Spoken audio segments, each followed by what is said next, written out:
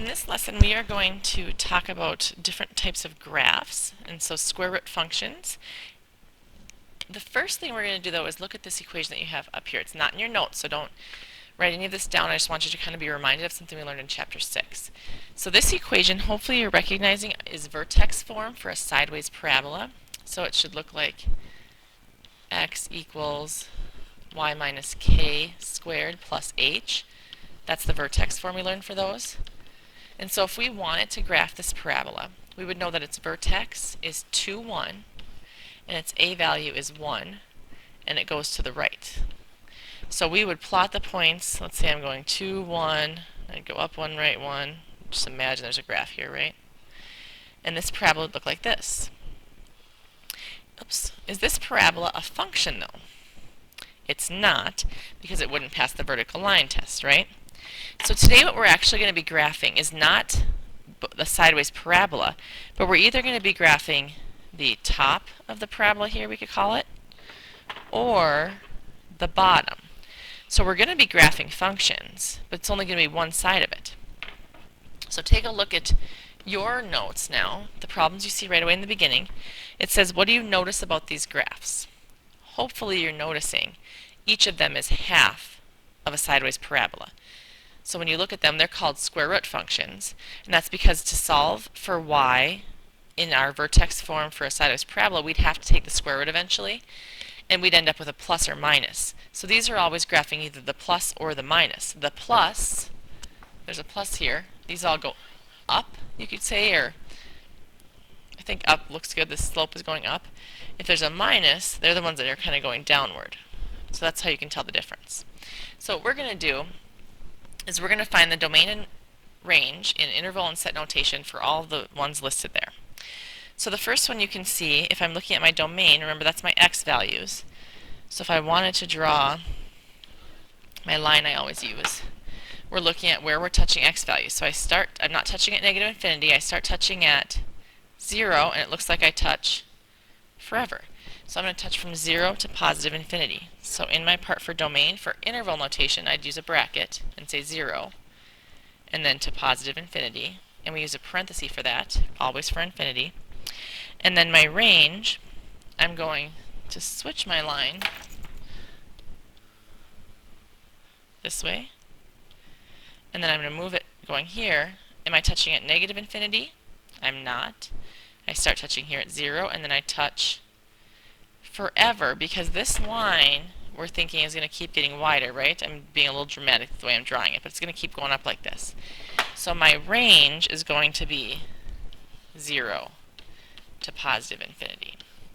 So to write that in set notation, I would say values of x such that x is greater than or equal to 0.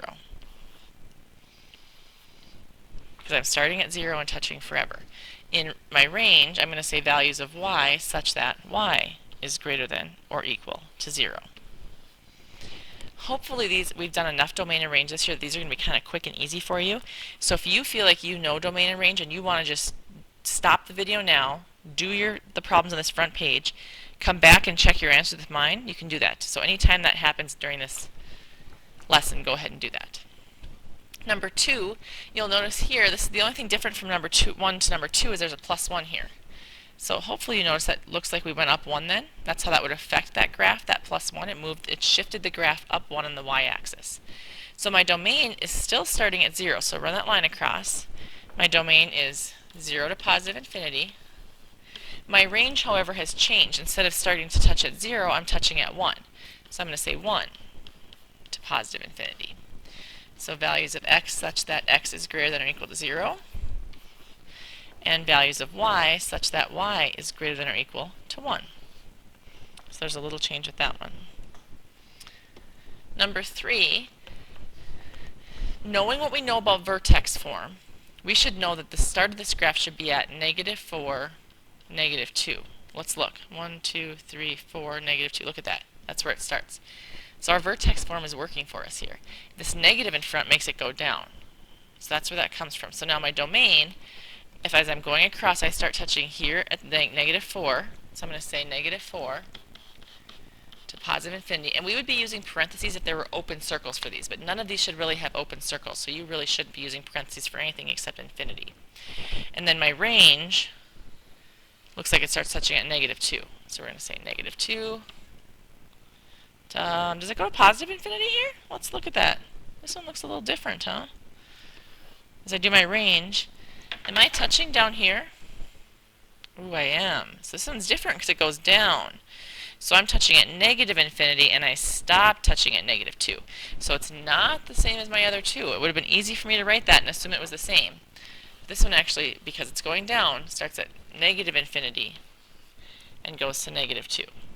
So here for my domain, I'd say values of x such that x is greater than or equal to -4.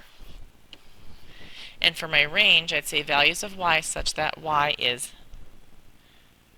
less than or equal to -2. It's going down. Number 4, same idea here. This one for my domain starts at 2. So I'm going to say bracket 2 to positive infinity. And my range, again, since it's going down, it's starting at negative infinity, and it stops touching right here at 3. So I would say negative infinity to 3 with the bracket. Same idea down here, values of x such that x is greater than or equal to 2. Kind of catching on to a pattern here, right? And values of y such that y is less than or equal to a positive 3. Last one, if you're still listening. So we go across this one. This one, that 2 there would change my shape a little bit, so that's what you'll notice there. So this one's going down, my vertex is 0, 0. It's not really a vertex, but we're thinking maybe starting point would be a better name to call it. So my domain starts at x, or at 0. So I'd say 0 to positive infinity. And for this one, it's a lot like my first problem. My range also happens to start at 0, except my first problem, my range went up like this. Since this one's going down, that means I start at negative infinity, and I go to 0. So we'd say values of x such that x is greater than or equal to 0. Values of y such that y is less than or equal to 0. You might notice that we haven't had any negative values for x. That's because for each of these problems, my x is under the square root, so I wouldn't have a real solution to that. So none of these, really your domain being greater, x being greater than some number is always going to be true, because I'm not going to have any numbers less than 0.